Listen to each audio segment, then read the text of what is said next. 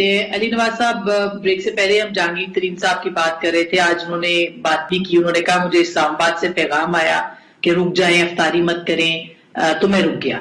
तो देखिए उनको कोर्ट में भी लेके जाया जा रहा है, एहतसाब भी किया जा रहा है, 30 बंदे आज उनके साथ थे, उनको रोका भी जा रहा है। ये हो क्या रहा है? वो कह रहे हैं मेरे साथ नून लीग के दौर पे भी ऐसा नहीं हुआ, तो एहतसाब है या वो कहते हैं कि इंतकाम है?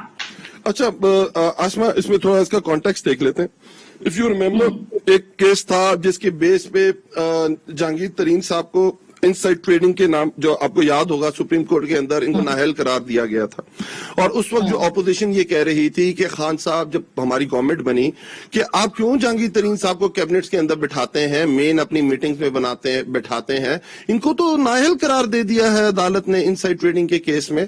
और हम कहते थे उस वक्त कि ये स्पेशलाइज्ड हैं, बड़ी फील्ड्स हैं इनकी, एग्रीकल्चर में स्पेशलाइजेशन है जहांगीर तरीन साहब, और हम समझते हैं कि इस मुल्क को अगर एग्रीकल्चर में आगे लेके जाना है तो हमें स्पेशलाइज्ड पर्सन चाहिए, हमें उनकी जहां भी जरूरत पड़ती है हम लेते हैं। उसके बाद एक शुगर कमीशन बना, जो पाकिस्तान की हिस्ट्री में पहला कमीशन है, उसके बाद उसकी रिपोर्ट है, ये भी पाकिस्तान की हिस्ट्री में पहली दफा हुआ, और उसके बाद वो शाया भी हुई। उनके अंदर बहुत सारे लोगों के नाम आए, जिनमें जहांगीर तरीन साहब की मिल और जहांगीर तरीन साहब का, उनके बेटे का नाम भी आया। और उसके बाद FIA ने अपना एक्शन लिया। देखें, एहतसाब आप ये समझें कि चलना चाहिए। खान साहब हमेशा ये कहते हैं कि ये नहीं हो सकता, और यही सबसे बड़ी, आप अगर कहेंगे इस तरीके इंसाफ का, अगर बाकी जमातों को हमें देख के उसके नक्शे कदम पे चलना चाहिए। ये एक मिसाल लेनी चाहिए कि अगर आपके अपने करीबी लोगों पे भी कोई इल्जाम लगता है, उनको भी कोई मुर्दे इल्जाम ठहराता है, तो उनके पास भी वही जरिया होना चाहिए अपने आप को क्लीन करने का, जो बाकी आपके ऑपोजिशन या बाकी बिजनेसमैन या बाकी लोगों के पास है। जी जी, उनके ग्रुप से उनसे नहीं मिलेंगे प्राइम मिनिस्टर, क्योंकि उन्होंने कहा, मुझे कहा गया कि आप रुक जाएं, हम मिलेंगे और उसके बाद फिर कोई बात होगी, तो फिर ये पैगाम रिसानी भी नहीं होनी चाहिए। नहीं, उन्होंने देखे, फिर पैगाम रिसानी ये है कि उनके साथ लोग मिले, MNAs कहते हैं वी वांट खान साहब हमारी बात सुने, और उसमें आपको पता है रियाज साहब उसमें एक बड़ा रोल प्ले कर रहे हैं, वो बड़े फ्रंट फुट पे हैं उस पूरे ग्रुप में से। तो खान साहब ने कहा मिल के, आपने मिलना चाहते हैं, 100 बिस्मिल्लाह आपके मिले, आप अपनी कोई अप्रीहेंशन रखना चाहते हैं, अपनी कोई बताना दलील देना चाहते हैं, बिल्कुल दे, मैं सुनने को तैयार हूं।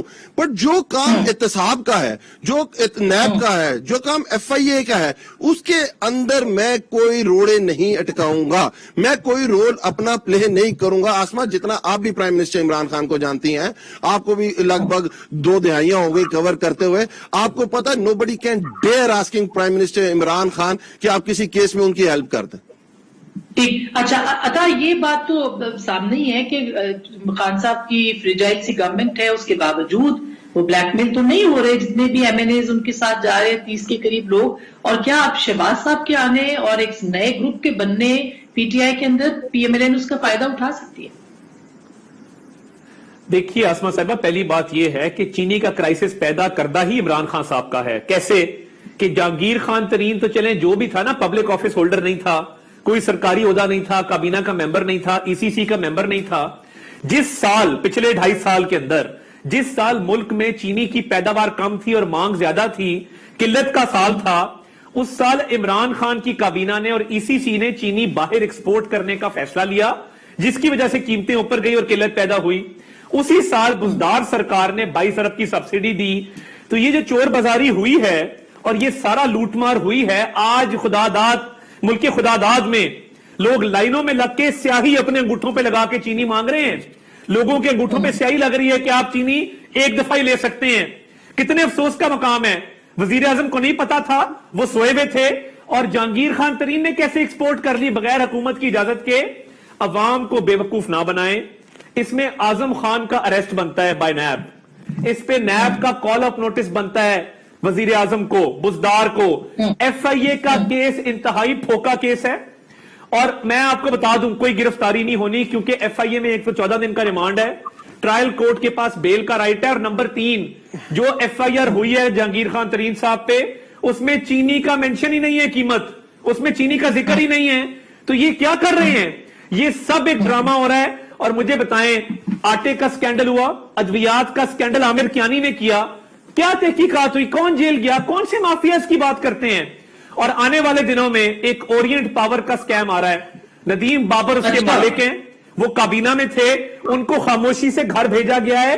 उन्होंने जो एनर्जी पॉलिसी बनाई थी, अरबों रुपए का फायदा लिया है, اور آنے والے دنوں میں سرکولر ڈیٹ آپ کا 4 گنا بڑھے گا اور وہ پے بیک نہیں ہو سکے گا کیونکہ ندیم بابر بیڑا غرق کر کے چپکے سے نکل گیا ہے. یہ کہاں کا انصاف ہے؟ کون سی کرپشن کی بات کرتے ہیں؟ ٹھیک بات ہے. یہ جو ابھی یہ اسکینڈلز کی بھی بات ہو رہی ہے, مافیاز کی بھی, آپ کو کیا لگتا ہے بجٹ آنے والا ہے, خسارے کا بجٹ ہوگا, اوپر سے پولیٹیکل ایک ڈسٹیبلائزیشن شروع ہو گئی ہے, آپ نے دیکھا ہے کہ گروپس بن رہے ہیں, ایک لگتا ہے جیسے انتخاب کا ماحول ہو گیا, ہوگا کیا سر؟ آپ کو کیا نظر آتا ہے مانوی والا صاحب؟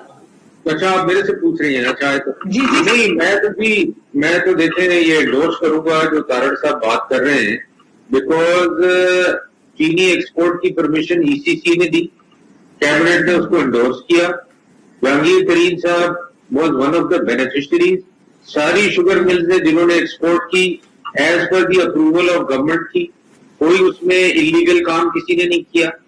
اور میں سمجھتا ہوں کہ یہ ایک بالکل یوزلیس کیس ہے, آپ لوگوں کو وکٹمائز کر رہے ہیں فار یور اون ڈیسیشن. مطلب یہ مزے کی بات یہ ہے کہ گورنمنٹ نے خود ڈیسیشن لیا اور آج گورنمنٹ اس ڈیسیشن کے جو بینیفیشریز ہیں ان کے پیچھے ان کے خلاف ایف آئی آر کٹ رہی ہیں, ان کی انویسٹیگیشن ہو رہی ہے. کس بات کی انویسٹیگیشن ہو رہی ہے؟ یہ تو آپ نے خود پرمیشن دی. اور لیٹ می ٹیل یو اسما, یہ کوئی پہلی دفعہ نہیں دی ہے, ہر گورنمنٹ میں یہ پرمیشنیں دی جاتی تھی شوگر ایکسپورٹ کی تاکہ ہم بیلنس کریں پرائسنگ کو. یہ کوئی انہوں چیز بات نہیں تھی. اب اگر گورنمنٹ سے غلطی ہو گئی کہ جی ان کی کیلکولیشن غلط ہو گئی, انہوں نے غلط ڈیسیشن لے لیا, بجائے لوگوں کو پریشان کرنے کے اور ان کو کہنے کے کہ جی آپ لوگوں نے بڑی مافیا بنا کے اور بڑا یہ کیا اور بڑا وہ کیا, آپ اپنی غلطی مانیں کہ ہاں جی ہم سے غلط ڈیسیشن ہو گیا تھا, ہمیں شوگر ایکسپورٹ نہیں کرنی چاہیے تھی. میں ہوتا تو میں تو یہ کرتا کہ جی ٹھیک ہے, غلط انفارمیشن آئی, غلط کیلکولیشن کی گورنمنٹ نے اور شوگر ایکسپورٹ نہیں ہونی تھی, شوگر ایکسپورٹ کی اجازت دی, اس کی وجہ سے یہ کرائسس آ گیا, بات ختم ہو جاتی.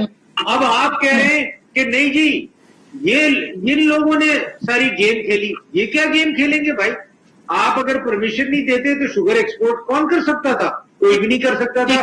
جہانگیر ترین ہو چاہے کوئی بھی شوگر مل کا اونر ہو, کوئی بھی نہیں کر سکتا تھا. آپ نے خود تو اجازت دی کرنے کی اور پھر لیکن بہرحال اب یہ گورنمنٹ جو ہے ظاہر ہے اس کو فیصلہ کرنا ہے. اس کے 30-40 لوگ, وہ کہہ رہے 40 لوگ اور ہمارے پاس آ گئے ہیں. اگر بجٹ پاس آتا ہے, ظاہر ہے بجٹ پہ تو ووٹ نہیں دے سکتے لیکن ایبسٹین کر سکتے ہیں, اور بہت سے طریقے ہیں. کیا ہو سکتا ہے؟ حکومت کو خطرہ ہوگا اور پھر شہباز صاحب کے آنے سے کیا فرق پڑ سکتا ہے آگے؟